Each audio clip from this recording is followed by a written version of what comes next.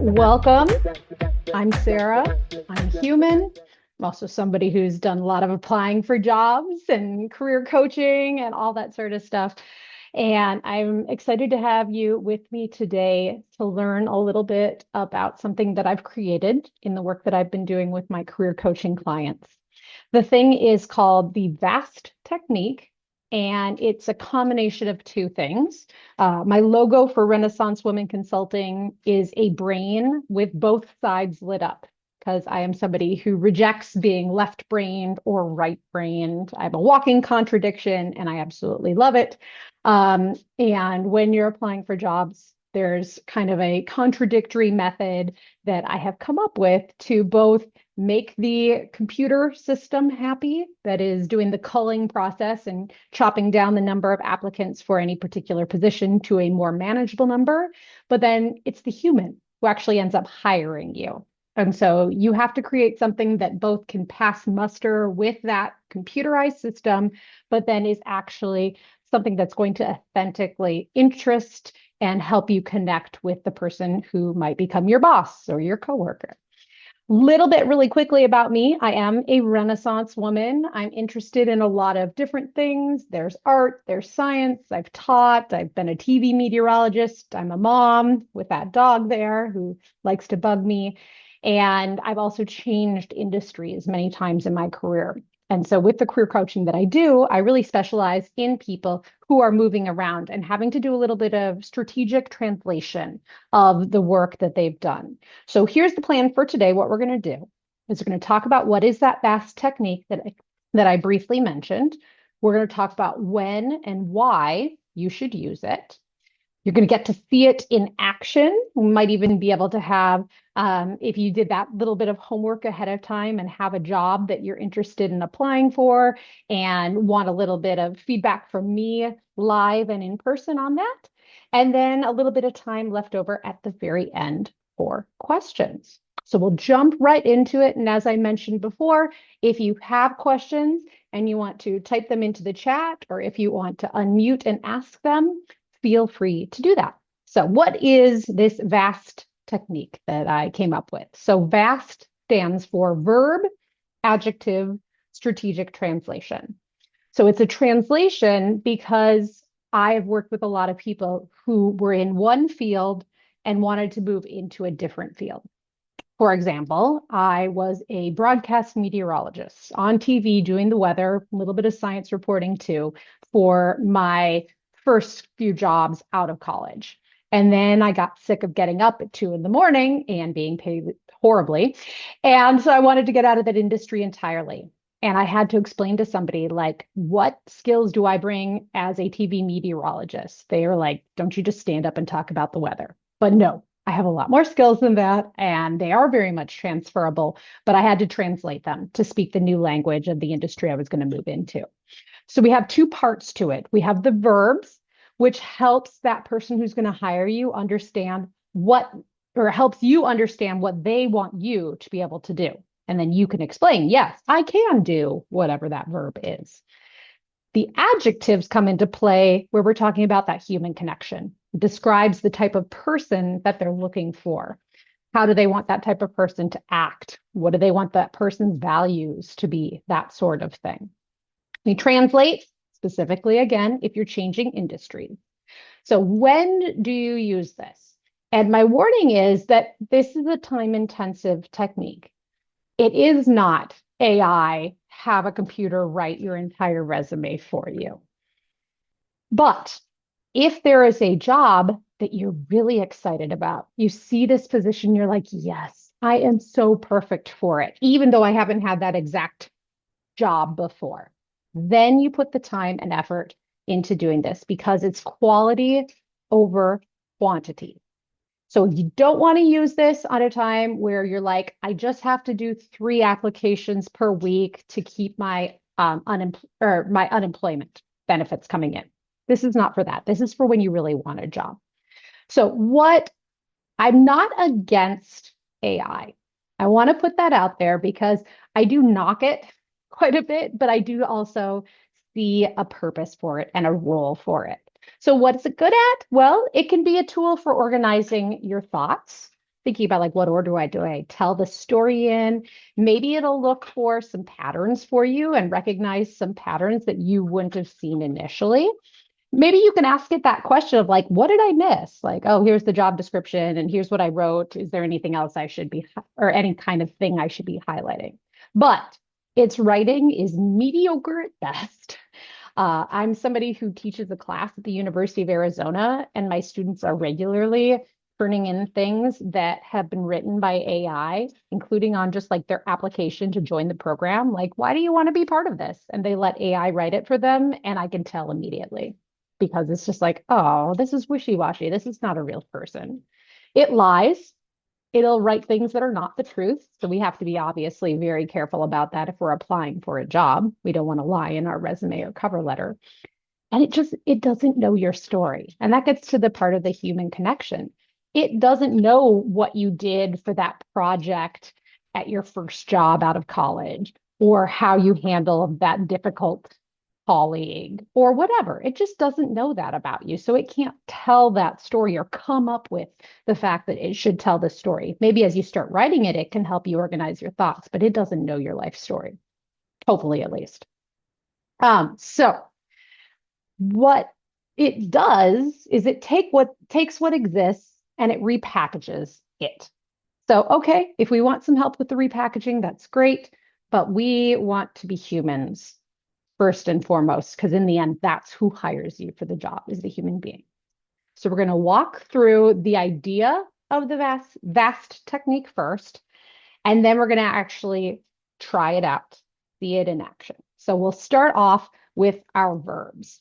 This is where we are thinking like a computer. We're thinking like the ATS, which is your applicant tracking system. It's a type of software that they use. And it is meant to get rid of people who don't meet certain qualifications.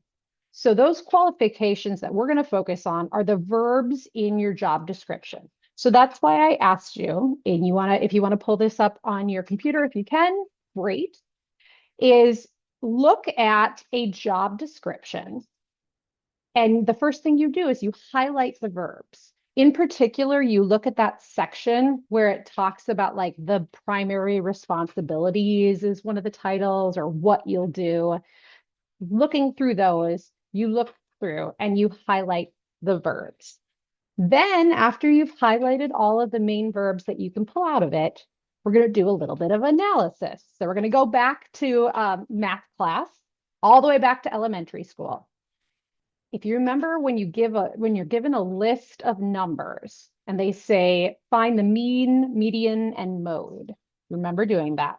The mode is just what is repeated the most frequently. Do they say lead like 3 different times? Do they say manage? Do they say, just some sort of verb that you see happening over and over again? That's telling you, okay, that might be important. It's what I'm calling an MIV, most important verb. Next thing, what is higher up in that bullet point list of responsibilities? Because generally, when somebody is writing a job description, the higher up in the bullet points, the more important it is that you are able to do the assigned task. Now, often research has shown that women will opt out of applying for a job in particular if they don't meet 100% of those bullet points. But what I often will say to my the women that I work with is if you've got 75% of them and you aren't able to talk about an experience where you've done like the last 2 bullet points in the list of like responsibilities, that's not that big of a deal. Throw your hat in the ring, take a chance, try applying for that. Then once you know what those important verbs are, in particularly the MIVs, the most important verbs, but really any of the verbs that you see in there, then you're going to make sure that that verb is actually in your resume. So when you have your resume, you have a job that you've listed. Maybe you have like 1 to 2 sentence summary of what you did in the job, plus you have maybe a bullet points listed below it. We're going to make sure that those actual verbs are in there.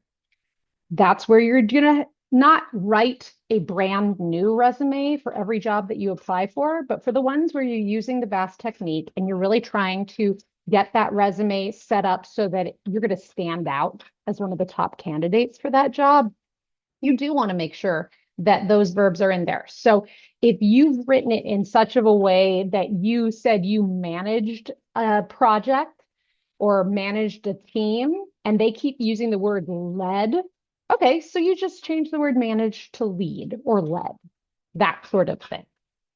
You're not making things up. You're not coming up with descriptions that don't honestly talk about what your experience is. But if you've used a different word than their word, this is where you're translating it into the language of that particular company and how they talk about the work that they do. I have this job description, and I'm going to go all the way down to the core responsibilities section. This one's written a little bit more tricky, so it's going to be a good first test for you. Looking at this, what would you say is and you can type this into the chat, what is the first verb that we would highlight looking at this list of core responsibilities? You can type it in the chat, or if you want to, you can unmute and say it, but what's the first verb that you would highlight? Lead. There we go. Okay, you're all good. Your English teacher from second grade is going to be so proud of you. Okay, so lead. Great. You lead. I kind of gave that away because I said the word lead a bunch. And then I messed it up. Okay.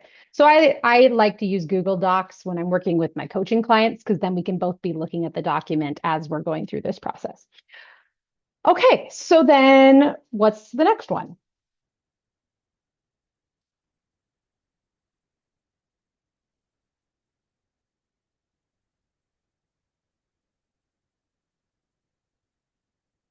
Yeah, we got track. Okay, so you're going to be tracking things.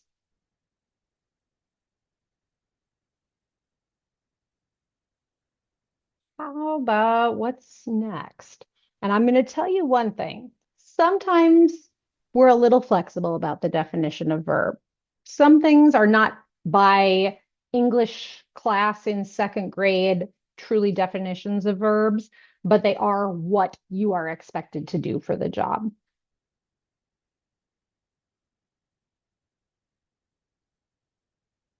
Yeah, so they've got the word turn.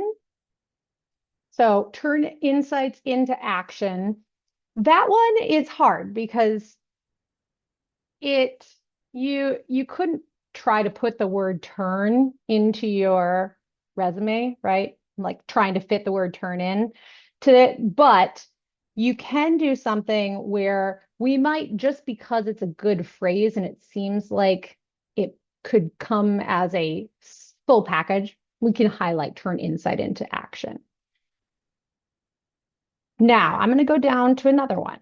So this is written different company. They've got their key deliverables and responsibilities. What would you highlight for your verbs under the key deliverables and responsibility?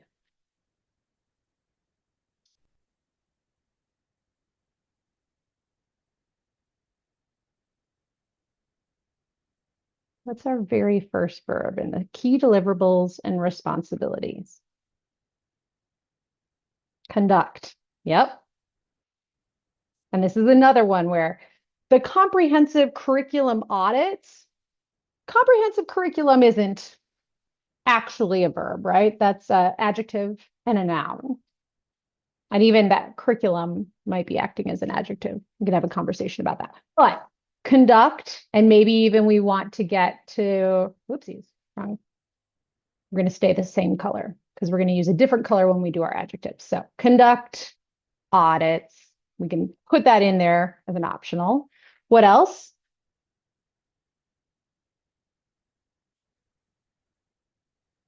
What else is another verb that we see in there?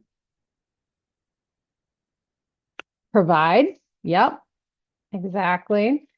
This one is written in a more traditional way, where you're going to see if you go down through these bullet points, the first word or a few words in each one of these is a verb. Mentor and collaborate as we go down here. Design and develop. As you're working on your resume and you're writing the bullet points describing what you've done at different jobs, I highly recommend following this strategy of having the verb as the very first thing in the bullet point and not worrying about it being complete sentences. So we've got design and develop, we've got create, we've got, again, develop. If we really wanted to, let's see. Here, going back to this one, we've got integrating. That's acting as a verb. Okay, so we've got our key. Absolutely, yes. Do you always literally keep the exact same verbs, or do you ever switch any of their nouns to verbs? So, for example, like recommendations could be made recommend, alignment could be align. Yeah, I think that you can do that. When you can get in some of their language and use their language in your cover letter, I think that that definitely is something that you can do. And it'll sound it as long as it doesn't sound awkward to try to take a noun and make it a verb, I think you could totally do that. Thanks. I'm just like not Yeah. clear on how picky these like screening programs are with Yeah. language. And one other thing to point out with them, that's a really good thing to note. So this says conduct, design, create, develop. All of those are in present tense. With my job descriptions, I put all of my current positions in present tense, and then I put my former positions in past tense. So it'd be conducted, mentored, created. You don't have to worry about the systems having past tense, present tense, future tense, any of that. It'll be looking for the base word. So it'll just be looking for like CREAT, and then they'll put an asterisk next to it, which will allow it created, creating, creation. All of those words will come up when they enter it in that sort of way. So that's another way where it's like a noun and a verb. Thank you. Yeah. Now we can also go up to the job description. So we've got our job description up here. What would we, as we look at this, looking for those verbs or verbs disguised as nouns, as Bryce was talking about, what would we highlight in this just overall kind of summary of the position?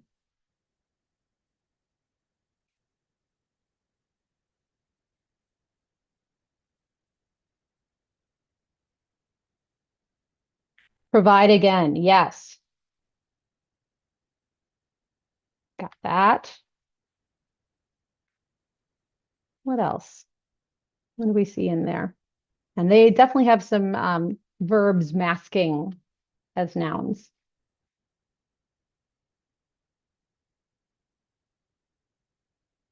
What do you see hiding in there?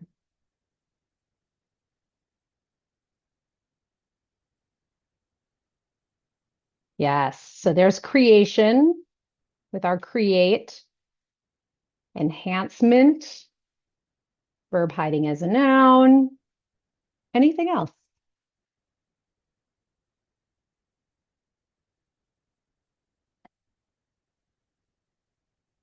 We got advise. We got consultation here. Let's see, where's advise?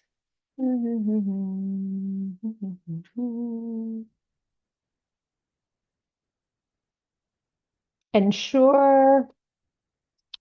So work closely with that one. While that's a verb, I wouldn't necessarily call it one that stands out as like a really important one. And it's kind of like a nebulous thing. Now, if they said they were really big on using the word collaborate, then that might like jump out as, oh, collaborate is their thing. Oh, advise is not explicitly there, it's implicit. Yes, looking for those implicit messages is also very much important.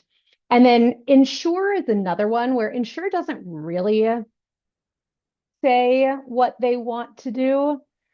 It's kind of more of a wishy-washy one, but I do see execution. Execute is another one that I'm seeing in that. So now we're going to do that analysis.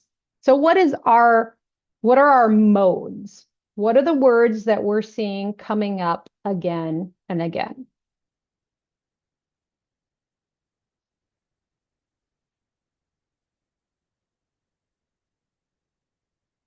And sometimes it's easier once you've highlighted verbs to like just put them on another sheet of paper so you can look at them and do this analysis. But yeah, provide, we see provide is showing up. Create is coming a couple of different times. There's one more that's a double up. Develop. Exactly. So now let's even get a little bit more analysis with that. Create. Where do we see that? Do we see that in the overview, in the deliverables, or in both?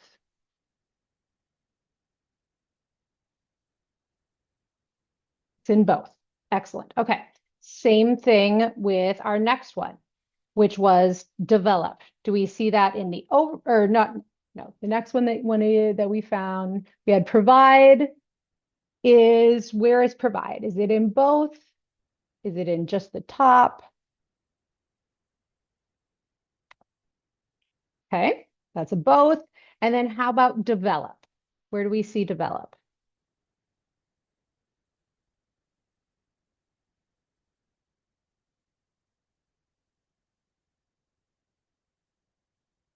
Just in the deliverables.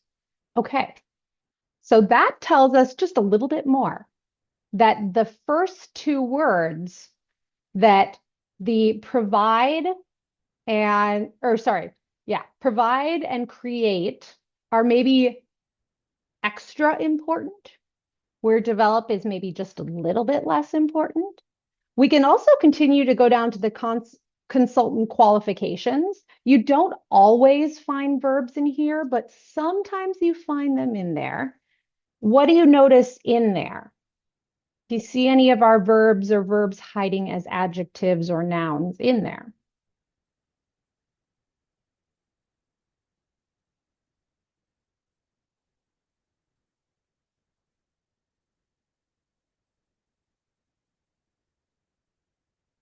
Develops there, absolutely.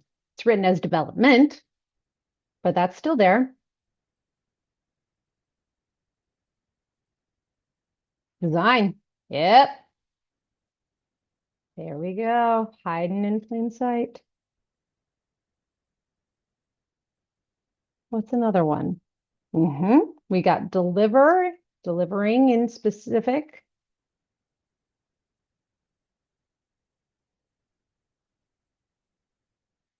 And then the other stuff, we're going to leave it for now. So again, this when we look to this other section of the job description, it just gives us a little bit more to go off of like what are the most important parts of this job. This helps you decide if this is the right job for you as well. You look at it and you say, "Ooh, I've got the skills," or maybe I don't quite have the skills. But then as you go to write your cover or your resume, the words you're going to really want to get in there, that you're going to want to highlight, that you're going to want to put as high up in your resume as possible, because the further things are down in your resume, the less likely when the human eye looks at it that it's actually going to read it. So you're going to want to include design, deliver, develop, provide. So this gives you an idea, create another one of what kind of language should you have in your resume to show, hey, I'm somebody who has the skills that you are looking for. I've done the stuff that you want somebody to do. So if you in the past had normally used language that was different than this, but it meant the same thing, then you just tweak your language in your resume. Okay, So then let's go back to our slideshow. We made it through the verbs. Boom, boom, boom, boom, boom. Good job. Adjectives. This is where we care about the human and the human eye and the human heart because it's the human who hires you in the end. It's not the computer. You got to make it through the computer, but then it's the people. So as we're talking about people, we're going to do the same thing. And I should have picked a different color in the flyer that or the handout that I'm going to give you. It'll be in the follow-up email. It's a different color. So we're going to highlight the adjectives that are part of the job description. We might go to the website of the organization, to their about page on their website to find out like, who are they? What do they care about? That sort of thing. And then we're going to use those adjectives, particularly for telling the stories in the cover letter, and simultaneously, you're preparing for the interview. We're going to follow the mantra that I learned in journalism school oh so long ago, which is we're going to show, don't tell. I've hired a lot of people because I've worked at summer camp programs and I've had to hire my summer staff. I can't tell you how frustrating it is to get a cover letter where the person is like, I'm a person who thrives in a fast-paced environment with limited supervision. And they just basically rewrite the whole thing. And I'm like, sure, anybody can say they are those things. Prove it. Prove it to me. Tell me a story that also makes you more memorable when somebody sees that story. So, going back again to what we were doing with those sample job descriptions, we're changing the color. We could take this. Oh, and look at this. This even more information here that we could have gone through to kind of like figure out about the company and the job. So we're going to go back up to that very first. Sorry if I'm giving people a headache.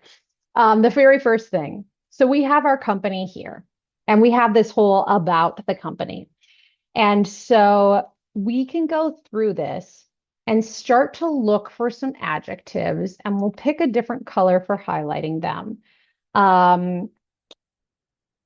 But I'm going to really quickly, let's see, I had a few picked out. Um,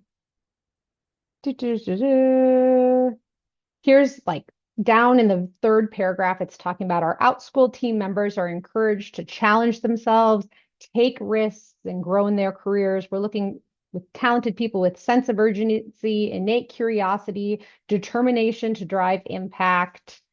We invite you to be part of our ambitious team. Curiosity, resilience, love of learning. Okay, all these different things. So let's start there. Easy place to start. So innate curiosity, somebody who's innately curious is something we're seeing. Determination is another adjective. What else do you see coming out as adjectives that describe the type of person that they're looking for or what their values are?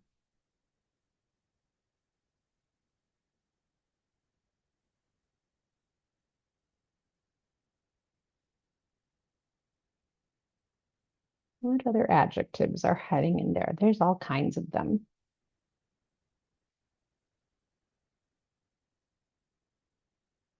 Yes, ambitious, flexible. Let me see where that is. Resilience. We got resilience there.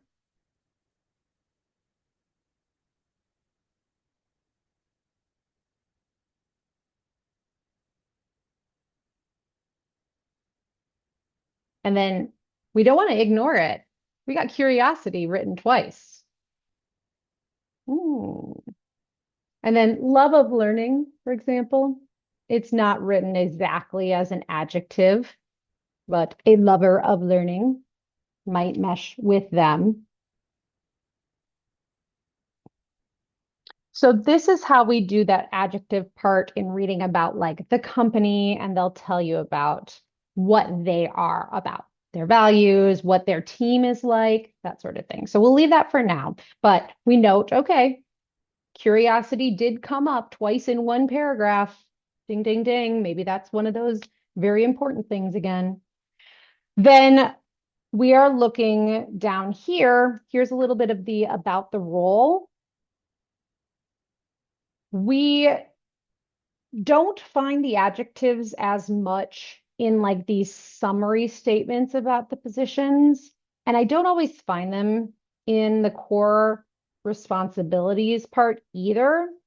It tends to be as we go down to the experience and skills. And it's the skills part where we start to see the adjectives come into play in particular. And that's where you're going to see the able to work in a fast-paced environment and all of those like ones that I mentioned before. But do you see any adjectives in here?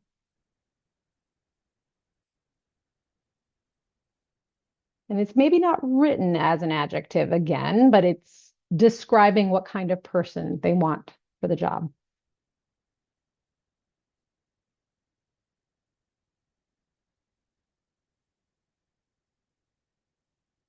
Yes, empathy. That's the one that jumped out to me as well. They want somebody who is empathetic.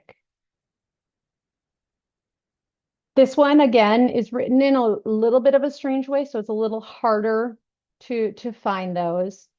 But that's a little practice on one way of a job description. If we go to our next one, the second one that we were working on, in the beginning, let's see, there's about the job. We're going to go down to the qualifications.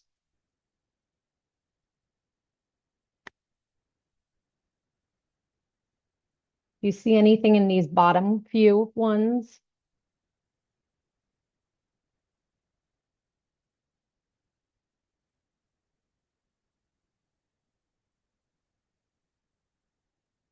Anything that stands out as kind of like a more adjective type thing?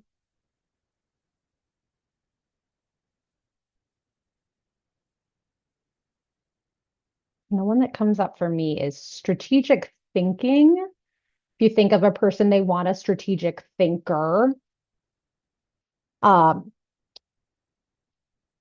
Committed to educational equity and innovation, even just like a committed person. Um, so those are a few that kind of stand out to me. So the reason why we're doing these adjectives, as I said, is for the cover letter.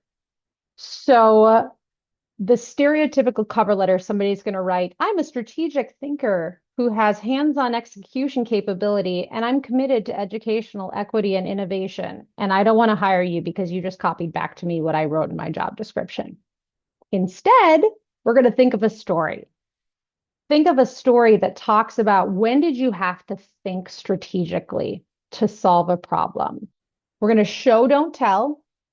So we're going to show that story to them. We're going to tell them, like, I had this one time where I had to come up with this idea to solve this problem. You're going to write out the entire idea. You'll create your own separate document. I like to call it something like ideas for cover letters. You're going to put the phrase in there, and then you're going to write out the whole story. You don't have to do it in complete sentences, but you're going to say like what year, what date, where did you work, what was the name of the company, all those nice little rich details that make a story a story. You think of a beginning, a middle, and an end to that story, and you create something that is long, but then when you actually put it in the cover letter, you shrink it down. So you get a paragraph, maybe two paragraphs from that particular story that shows, hey, I am that kind of person that you want. And simultaneously, as you're reading this and you're seeing these adjectives describing what the employees are like at this company or what kind of people they want to hire, that's a gut check for you. Is this the right position for you? Is this the right kind of company that you want to work with? Three final thoughts, and then I have just a minute or two for questions. Keep your formatting simple. That's also another way that you can get caught up in the computerized system. It needs to be able to read your resume. Don't make it fancy. Don't include a picture of yourself. Bullet points are good. Just keep it simple so it can read it. Yes, having a resume and cover letter can get you through, but finding out about the jobs, you need that community of support. You need a network. So don't forget about networking while you're making a better resume or cover letter. And those, I'm going to have even more information in the handout that I send to you. But really quickly, does anyone have any additional questions right now that I can do in a minute and 30 seconds? Thank you so much for joining me for Yes, I Am Human. I would love, as fellow humans, to stay connected. I'm Sara Kobilka, Renaissance woman. If you are looking for some additional help with working on your resumes, your cover letters, interview prep, how to actually apply the VAST technique for a job that you're interested in, feel free to check out my website. I've got one-on-one career coaching available. And I also have a free newsletter that you can sign up for where I talk not only about the VAST technique and resumes and cover letters, but I go well beyond that, talking about interview prep, networking, connecting with people. I lead LinkedIn sprints. So if you're trying to build that community, so you're not just relying on your resume and your cover letter to get you that job, all of that is available in the email that I sent after this session. So once again, thank you so much. You just learned how to be a human again. Isn't that refreshing? Hope you have a great day.